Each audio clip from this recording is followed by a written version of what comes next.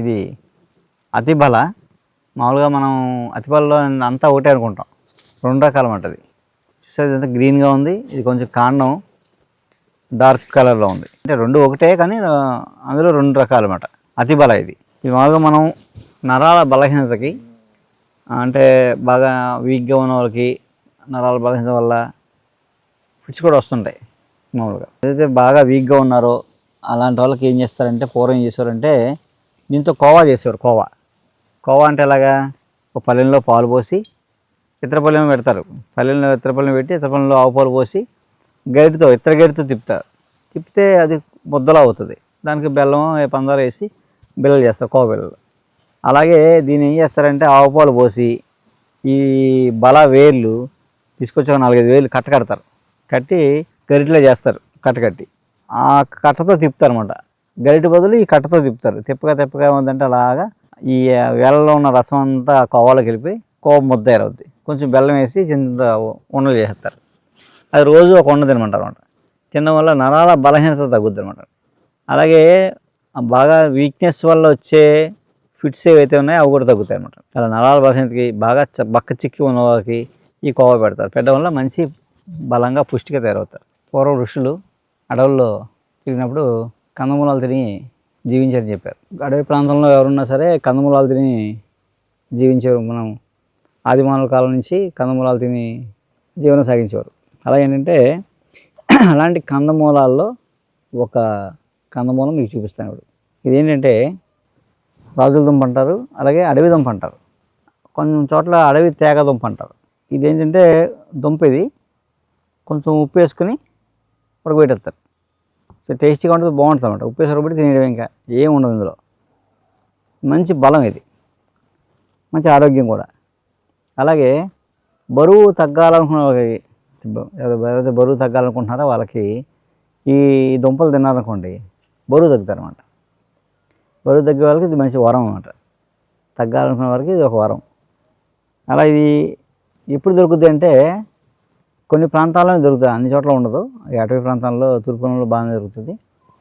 అలా ఈ దీపావళి సంక్రాంతి వరకు ఆ అన్ని రోజులు కూడా యాక్చువల్ మామూలుగా అయితే నేను చూసిన మా ప్రాంతంలో నేను చాలా చిన్నప్పటి నుంచి ఇక్కడే మా ఊరు చుట్టుపక్కల చూసాం కాబట్టి వాళ్ళు దీపావళి నుంచి సంక్రాంతి వరకు అసలు అన్నం వంట చేసుకునేది కదా ఇంట్లో. ఇది వరకు రోజు వెళ్ళి తెచ్చుకోవడం, 4 రోజులు రోజు ఉడకబెట్టి తినేయడమే. ఇంకోటి ఇది చిడిపోయిన అన్నంలా అయిపోద్ది అనమాట. కొంతమంది అందులో రసం కర్రీ తినేస్తారు అనమాట, అన్నం బదులు అనమాట. అది తింటే మంచి బలం, శాంతంగా ఆకలేదు, 2 స్లిమ్గా అవుతాయి అనమాట అండి. అలాగా ఇది రాజుల దుంప, అడవి దుంప అని పెడతారు. అలాగే అడవి తేగ దుంప అని కూడా అంటారు. ఇది మామూలుగా అయితే కొంచెం ఉప్పేసి ఉడకబెట్టుకుని ఉడికిపోయాక తినేయడం, తొక్క తీసి తినేయడం చాలా టేస్టీగా ఉంటుంది. ఇంకా అదే తినకూడదు, అదే భోజనం. అలా. అందరికీ నమస్కారం. నా పేరు సత్యనారాయణ, రాజమండ్రి మాది. నేను ఈ డాక్టర్ గారి దగ్గరికి 2021 నుంచి వస్తున్నాను. నాకు మెయిన్ ప్రాబ్లం అంటే C1 to C5 5 రిస్కులు దెబ్బతిని ఉన్నాయి. అప్పుడు అందరూ కూడా డాక్టర్స్ అందరూ కూడా దానికి ట్రీట్మెంట్ లేదు, ఇంకా టోటల్లీ బెడ్ రెస్ట్ అని చెప్పారు. కానీ డాక్టర్ దగ్గరికి వచ్చిన తర్వాత 1 మంత్లోనే నేను లేచి మామూలు తిరుగుతూ అన్ని విధాలుగా నార్మల్ అయి ఉన్నది ఇప్పటికీ. అలాగే నా ద్వారా లేవలేని పేషెంట్స్ ఎంతోమందిని డాక్టర్ గారికి వీడియో ద్వారా కానీ పర్సనల్ కానీ తీసుకొచ్చి చూపించాను. వాళ్ళందరూ కూడా ఈరోజు చక్కగా లేచి నడవగలుగుతున్నారు. కాబట్టి మన డాక్టర్ గారు దయ వల్ల మేమంతా కూడా చాలా హ్యాపీగా, ఆనందంగా, సంతోషంగా ఉన్నాం. మొత్తం మా ఫ్యామిలీ మొత్తం అంతా కూడా ఇక్కడి డాక్టర్ దగ్గరికి వస్తాం మేము. నాతో పాటు కొన్ని వందల మంది వచ్చి ఉంటారు ఇప్పటికీ. వాళ్ళందరూ కూడా ఇక్కడికి వచ్చిన వాళ్ళందరూ ప్రతి ఒక్కరు కూడా చాలా సంతోషంగా, ఆనందంగా ఉన్నారు, ఆయురారోగ్యాలతో ఉన్నారు అందరూ. నేను డాక్టర్ గారి దగ్గరికి గ్యాస్ ప్రాబ్లం గురించి వచ్చాను. Gas Bhimavaram, Hyderabad, AIG, GV Rao గారు అన్నీ తిరిగాను, ఎక్కడా తగ్గలేదు నాకు.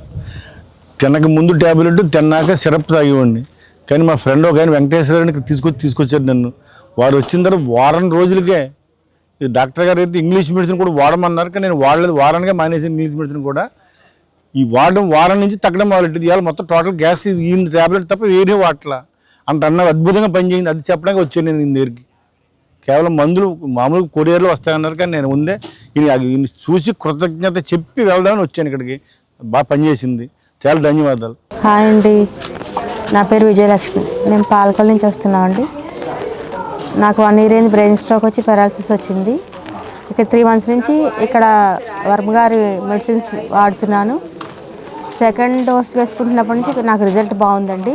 కొద్దిగా రిజల్ట్ కనిపించింది, బాగుంది. మందులు వేసుకుంటుంటే బాగుందండి. నడవడం కూడా కొంచెం ఫ్రీగా నడుస్తున్నానండి. ఇప్పుడు ఈ మందులు వాడడం మొదలుపెట్టిన తర్వాత కొంచెం ఫ్రీగా నడవగలుగుతున్నాను కొద్దిగా.